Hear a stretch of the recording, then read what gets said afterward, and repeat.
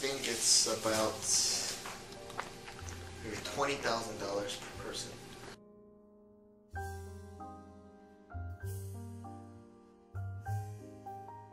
Two ways to look at that. One, including the house, and the other without. I would say that when you include the house, it could be as high as $200,000 per family, and then if you take the house out of it, it may be around $50,000 when you look at credit cards,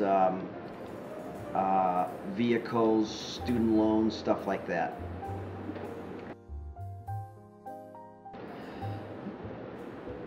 Yeah, I think we're somewhere between 13 and 14 trillion dollars in debt, and when almost we're coming up on 10% now of our national budget is made up of simply paying off the interest on the debt. That's not even paying off the principal of the debt. I really think that when you get that high of interest payments, you're looking for a disaster.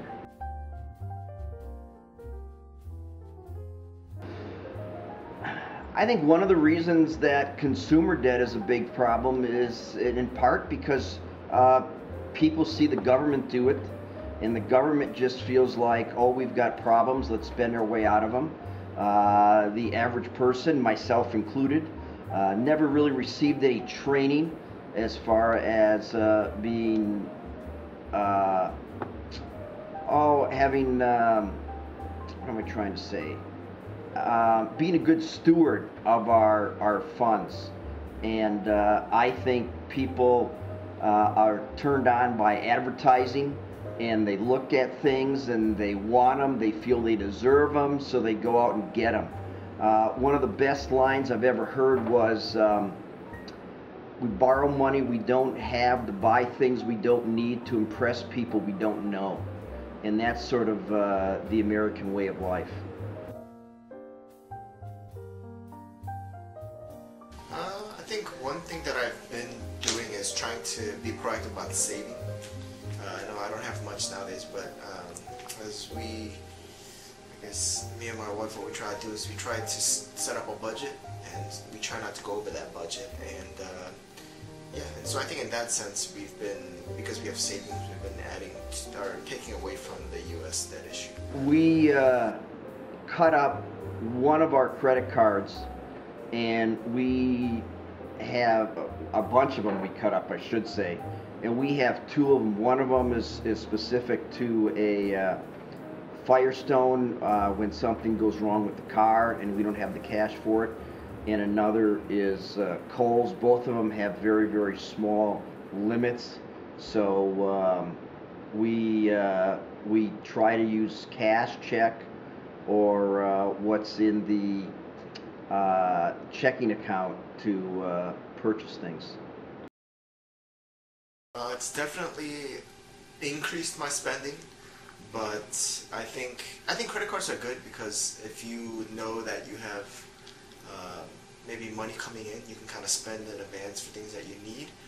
But at the same time, personally, I think there are times when I've not been able to make my monthly payments on finishing or paying out the balance of the credit card. But for the most part, I think every month I pay out all my credit cards to zero balance.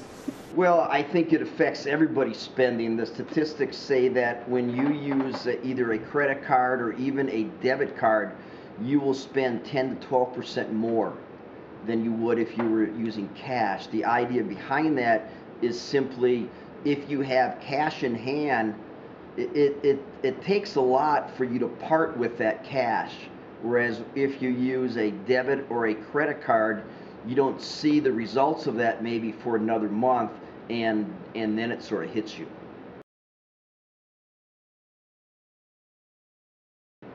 I really don't think that the rest of the world would prosper or would be better if they live like us, for the simple reason we're not a nation that saves.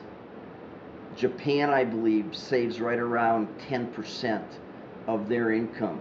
and the United States, at least up until a couple years ago, was in the negative savings percentages, which means we might make $100,000 a year, but we spend $110,000 a year. Again, going back to